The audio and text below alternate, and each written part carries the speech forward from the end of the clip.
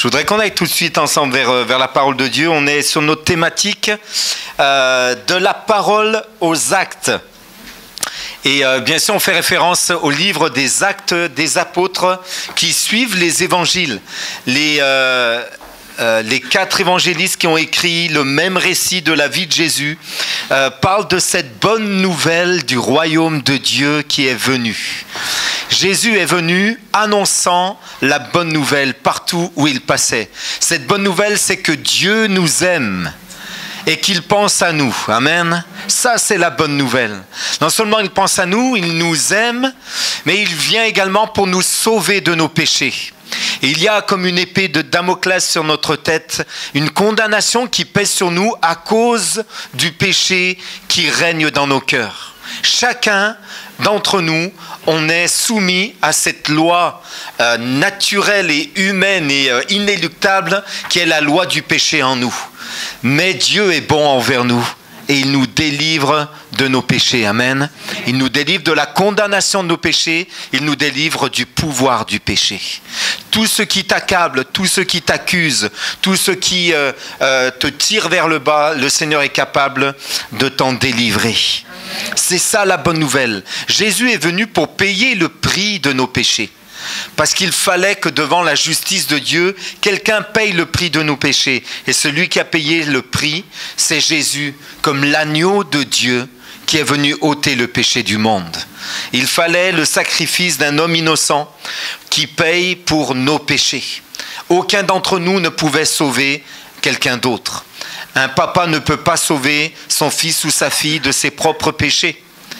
Chacun est responsable devant Dieu de sa vie, de ce qu'il en fait, de ses actes, de ses pensées. Mais un seul pouvait nous sauver. Il fallait qu'il soit juste et saint. Il fallait qu'il ne soit pas livré au péché. Je ne peux pas sauver mon enfant du péché parce que je suis soumis à la même loi que lui. Il fallait quelqu'un d'extérieur, quelqu'un de pur, quelqu'un d'innocent, quelqu'un d'intègre face au péché. Quelqu'un qui n'est pas atteint par le péché. Et cet homme, c'est celui que Dieu a envoyé sur la terre. Jésus, son Fils unique. Amen. Il a quitté son ciel de gloire. Il est venu. Et la bonne nouvelle, c'est qu'il vient aujourd'hui te rencontrer dans ta vie, dans tes besoins, dans tes défis, dans tes problèmes.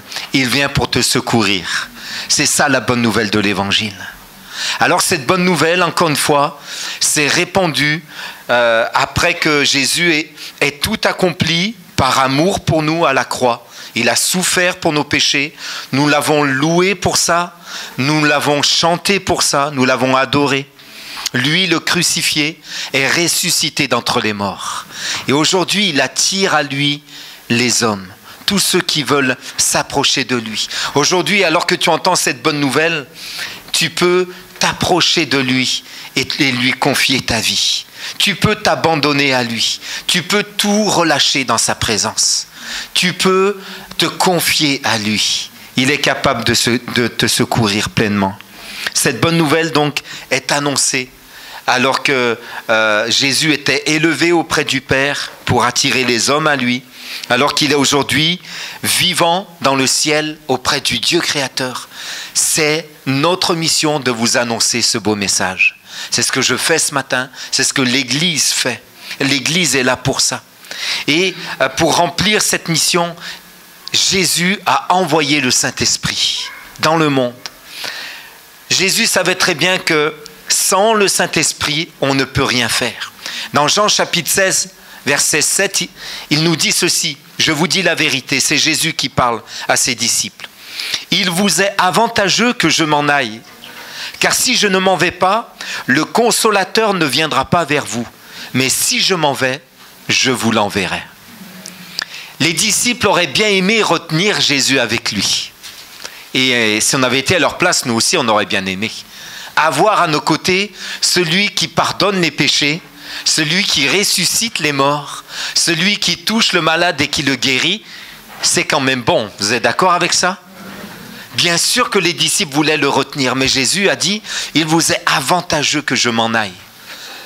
Parce que si je ne m'en vais pas, je ne pourrai pas vous envoyer le Consolateur. Mais quand je m'en serai allé, je vous enverrai le consolateur. Il prendra de ce qui est à moi et il vous le donnera. Et je serai éternellement avec vous. C'est ce qu'il a dit à ses disciples. Allez annoncer la bonne nouvelle par tout le monde. Enseignez aux gens à suivre mes voies, à marcher avec moi. Et je serai pour toujours avec vous. Amen. Nous savons que Jésus est là avec nous lorsque nous témoignons de la bonne nouvelle. Nous savons que le Saint-Esprit est là avec nous parce que Jésus nous l'a envoyé. L'Église a reçu le Saint-Esprit. Dans le livre des Actes, on relit ce texte qu'on a lu déjà la semaine dernière, mais il est tellement fondateur. Actes chapitre 1er, à partir du verset 4. Alors qu'ils se trouvaient en leur présence, en leur compagnie, donc Jésus recommanda à ses disciples de ne pas s'éloigner de Jérusalem, mais d'attendre ce que le Père avait promis, ce que je vous ai annoncé, leur dit-il. Car Jean a baptisé d'eau, mais vous, dans peu de jours, vous serez baptisés du Saint-Esprit. Alors que les apôtres étaient réunis, ils lui demandèrent, Seigneur, est-ce en ce moment-là que tu rétabliras le royaume pour Israël ? Il leur répondit, ce n'est pas à vous de connaître les temps ou les moments que le Père a fixés de sa propre autorité. Mais vous recevrez une puissance lorsque le Saint-Esprit viendra sur vous et vous serez mes témoins à Jérusalem, dans toute la Judée, dans la Samarie et jusqu'aux extrémités de la terre.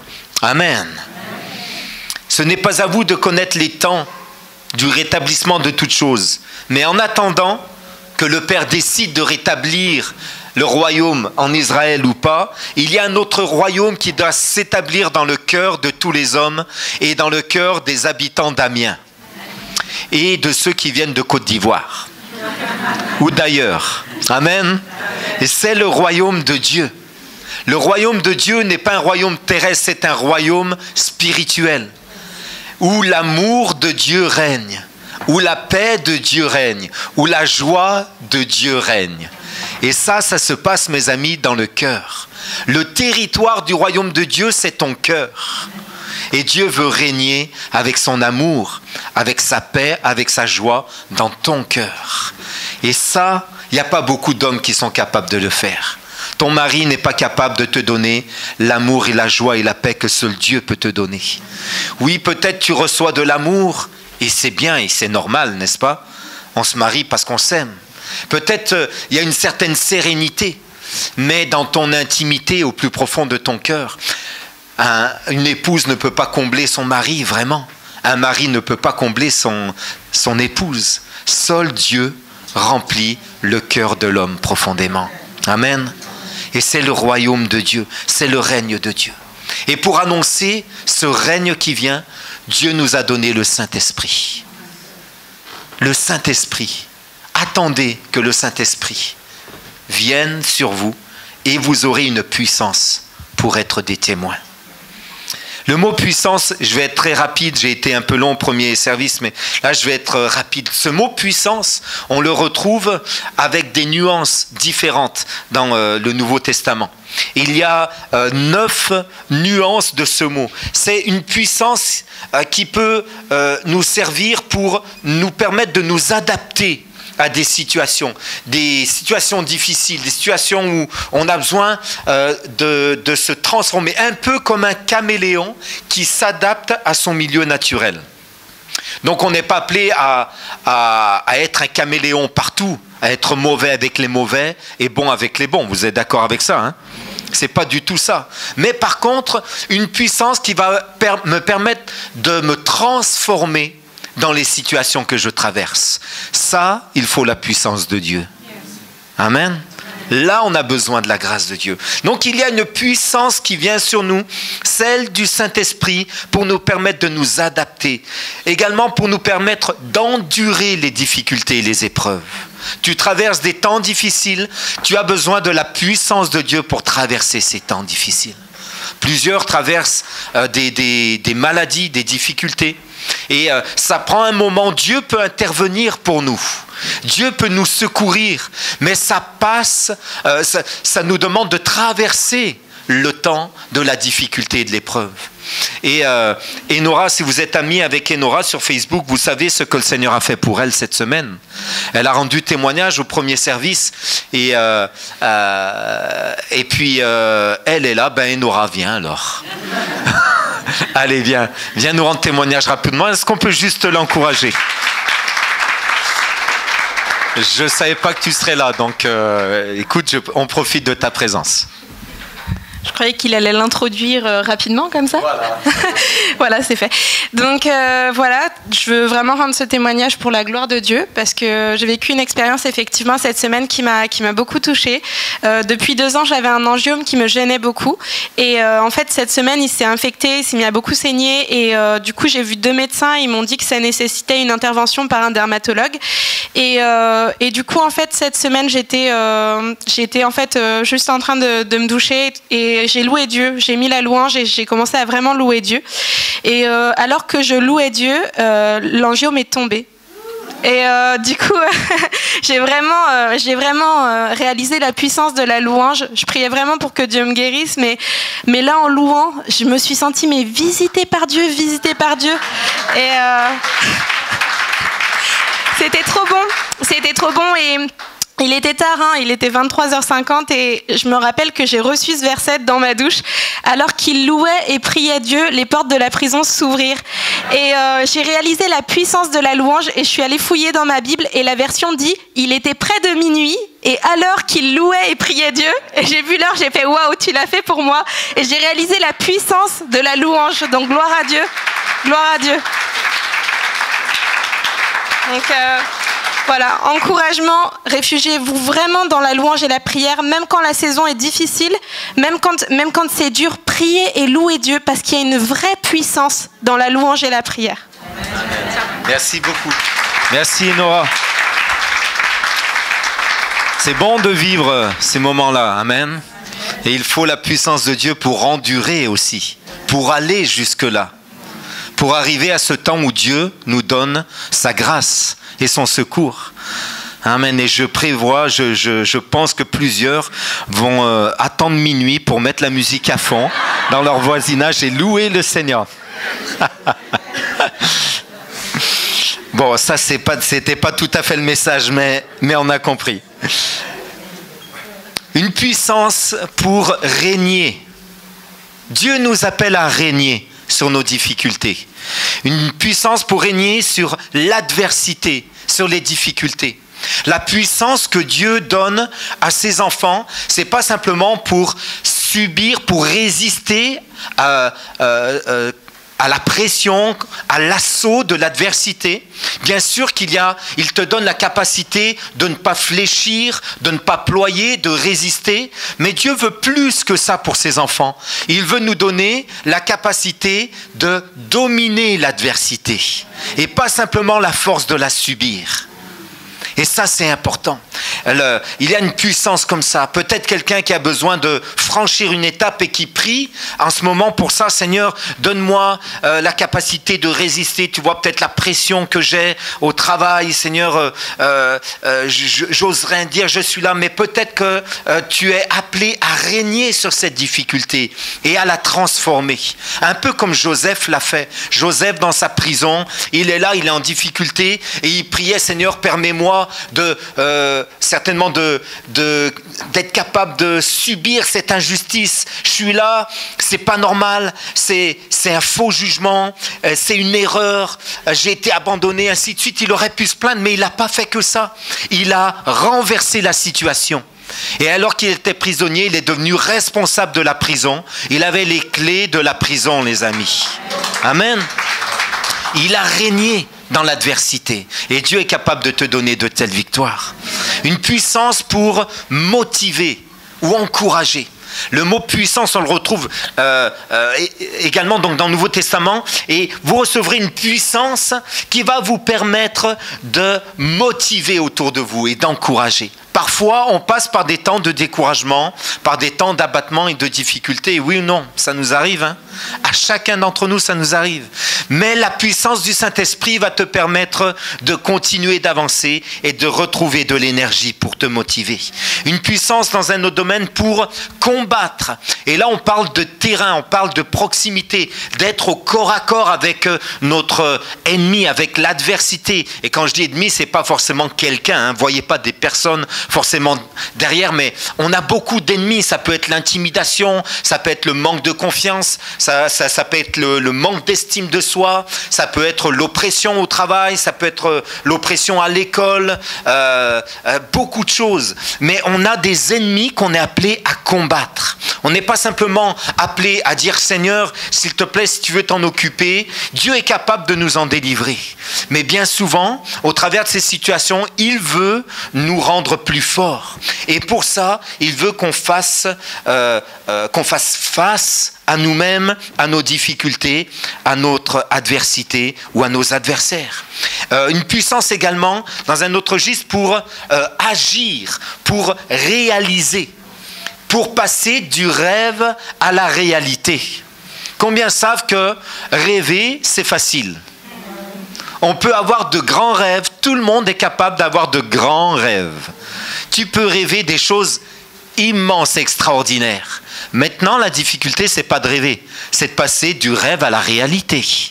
Là, ça demande de l'action. Là, ça demande des étapes. Et là, ça demande la puissance de Dieu qui nous est donnée pour qu'on passe des rêves à la réalité. Amen. Anne-Sophie, qui voulait partir en voyage missionnaire et qui s'est payé son voyage et qui pensait que c'était terminé, mais qui avait oublié que pour là-bas, il fallait aussi arriver avec quelque chose. Et puis Dieu lui a permis de passer du rêve à la réalité en pourvoyant à ses besoins. Amen. Ça, c'est j'allais dire un petit rêve, excuse-moi Sophie, c'est un grand rêve. C'est un beau rêve, mais il y a des rêves peut-être plus grands. Je pense à Richard et tout le groupe de Flers-sur-Noix à côté qui se développe, leur connecte de maison se développe. Le rêve, le but, c'est qu'un jour il y ait une église dans cette région. Ça va demander la puissance du Saint-Esprit. Et la bonne nouvelle, c'est que le Saint-Esprit est là avec vous. Amen. Mais ça demande des actions sur le terrain. Quel est ton rêve ? Qu'as-tu besoin d'accomplir, de réaliser? Le Seigneur est capable de t'équiper pour ça. Un autre mot, c'est vaincre. Vaincre nos géants, comme David. Et je remercie Aline qui nous a lu ce texte ce matin. Tu n'étais pas là au premier service, Aline, non? Donc c'est vraiment innocemment que tu as lu tout ça. Oui, je sais bien. Je la taquine. Elle nous a lu ce texte sur David qui affronte Goliath. Et le mot pour parler de puissance, pour vaincre, c'est en fait l'image qu'on peut prendre, c'est David devant Goliath. David a dit à Goliath, tu viens avec moi avec l'armure, l'épée, le javelot, mais moi je viens devant toi au nom de l'Éternel des armées. Il a accompli un exploit. Et on est capable d'accomplir des exploits par la puissance du Saint-Esprit. Des choses, un exploit, c'est quoi? Des choses que, en fait, c'est de la folie.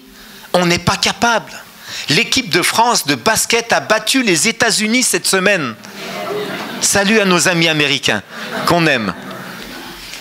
Et j'écoutais une interview d'un journaliste à la radio pendant que j'allais au Tintoret. Et puis, bien sûr, les journalistes sont surpris, mais ils interrogent l'entraîneur de cette équipe de basket de France. Et puis, c'est quand même étonnant. Est-ce que c'était l'équipe américaine qui était fatiguée, qui allait pas bien, ou alors c'est un exploit de l'équipe de France? Ben écoutez, je pense que l'équipe de France est quand même pas trop mauvaise. On a une bonne... Ok. C'est quand même un exploit, les amis. Ça arrive que dans la vie chrétienne, on ait besoin d'accomplir des choses extraordinaires, qui sortent vraiment de l'ordinaire. Et vous vous dites, c'est impensable que j'arrive à ça. Mais Dieu est capable de vous équiper surnaturellement de sa puissance pour vous permettre de vaincre vos géants et d'accomplir vos exploits. En son nom, amen. Et également rassembler. Rassembler, ça demande une puissance. Ça demande une puissance pour rassembler le peuple français. Ça demande un miracle pour rassembler des croyants autour d'une même cause, pour un même but. On est tellement différents les uns des autres que l'Église, pour moi, est un miracle. On est différents par nos origines, par notre culture, notre éducation, par nos visions de la vie. Tellement de choses peuvent nous éloigner les uns des autres. Mais celui qui est capable de nous rassembler autour d'une même cause, autour de Jésus-Christ, c'est le Saint-Esprit. Le Saint-Esprit qui, par l'amour de Christ et par sa puissance, nous unit les uns aux autres. Ça, c'est une belle image de l'Église, autour de la vision de l'Église, autour de cette mission. Et enfin, dernier mot, dernier aspect de cette puissance, c'est que nous sommes rendus capables par le Seigneur pour accomplir notre mission. Il y a un potentiel divin qui est déversé dans nos cœurs par le Saint-Esprit. C'est pas possible autrement. C'est pas possible de convaincre qui que ce soit de l'amour de Dieu. Il faut que ça passe par la puissance du Saint-Esprit. C'est impossible de convaincre qui que ce soit de péché, de justice, de jugement, de la sainteté de Dieu et de la laideur de nos péchés. Ça passe par une révélation du Saint-Esprit. Et seul le Saint-Esprit est capable de faire ces choses. Alors quand nous annonçons la parole, lorsque nous partageons notre témoignage, soyons conscients qu'en tant que croyants, Dieu nous a rendus capables d'être ses témoins. Parce que ce n'est pas notre œuvre, ce n'est pas nous qui pouvons convaincre qui que ce soit, c'est le Saint-Esprit qui le fait. Amen. Est-ce que tu peux dire à ton voisin, c'est le Saint-Esprit qui le fait? Amen. C'est le Saint-Esprit. Et quelqu'un est en train de dire, et c'est tant mieux. Et c'est tant mieux. La puissance du Saint-Esprit. Le Saint-Esprit est suffisant pour t'aider à faire face à tes défis. Par lui, tu peux t'adapter, tu peux endurer, tu peux encourager, tu peux combattre, tu peux réaliser tes rêves, tu peux vaincre tes géants, tu peux rassembler autour de la mission et tu peux être rendu capable de le faire. Amen. Il est celui qui te rend capable. C'est le Saint-Esprit. Jésus a dit, sans moi, vous ne pouvez rien faire. Jean chapitre 15, verset 5. Je suis le cep, vous êtes les sarments. C'est comme s'il disait, je suis le tronc, vous êtes les branches. Si on coupe la branche de l'arbre, la branche ne vivra pas par elle-même. Elle a besoin du tronc. Les branches que nous sommes ont besoin d'être rattachées au tronc pour porter du fruit. Le sarment a besoin d'être attaché au cep pour porter du fruit. Sans la vie de Jésus en nous, nous ne sommes pas capables de porter du fruit. Nous, on se coupe, on est à côté du tronc et on se dit que tout va bien, mais on n'est pas attaché et on ne porte pas de fruits. Ça, c'est normal. Il faut qu'on soit attaché. Sans moi, vous ne pouvez rien faire, a dit Jésus. Mais l'apôtre Paul pouvait dire, Philippiens 4,13, « Je peux tout par celui qui me fortifie. » Amen. Et c'est ça, quand nous sommes attachés à lui, nous pouvons tout accomplir. Ce que je disais là, dans le contexte, il dit, je peux vivre dans l'abondance ou la disette, peu importe, je peux tout par celui qui me fortifie. John MacArthur, qui est un grand auteur chrétien, donc, a écrit un livre qui s'appelle La Chambre haute.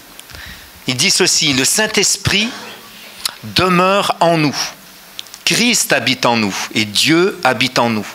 On a ici, bien sûr, le reflet de la Trinité, une seule et même personne, Dieu en nous. Il dit ceci, celui qui est spirituellement vivant vit dans une autre dimension. Il vit dans la sphère des choses spirituelles. Et voici l'essence de la vie spirituelle. Être spirituellement vivant, alors je vais bien lire pour être compréhensible. Voici l'essence de la vie spirituelle, 2 points. Être vivant spirituellement. La Bible dit que ceux qui sont en Christ, ceux qui ont Christ dans leur vie, ils ont la vie spirituelle de Dieu. Et que ceux qui n'ont pas Christ, ils sont dans la mort spirituelle. Donc comment avoir une vie spirituelle? C'est d'être vivant, donc d'être en Christ, premièrement. Deuxièmement, marcher avec Dieu. Ça ne suffit pas un jour d'avoir reçu Christ. Encore faut-il marcher avec lui. Marcher dans ses pas, marcher dans le chemin qu'il a tracé pour chacun d'entre nous. Troisièmement, percevoir l'action du Saint-Esprit. C'est quoi? C'est être conscient que même si je marche avec Christ à sa suite, je ne suis pas seul dans ce chemin, mais que le Saint-Esprit est là et qu'il m'encourage, qu'il m'aide, qu'il me soutient, qu'il m'équipe. Être en communion avec Christ. Ne pas le suivre simplement ou se laisser équiper, mais développer une relation d'intimité avec lui, se mouvoir et agir avec lui dans la sphère spirituelle, c'est-à-dire le servir. Ceux qui servent Christ sont spirituellement vivants. Amen. Servir Christ. Moi j'aime cet auteur, John MacArthur. Tout a commencé pour les premiers chrétiens dans la chambre haute. Tout commence pour nous aussi dans notre chambre haute. Il y a ce rendez-vous immanquable où seulement ici nous pouvons recevoir l'effusion du Saint-Esprit. La chambre haute peut être une réunion d'église pour toi. Mais souvent, Dieu nous attend dans notre maison.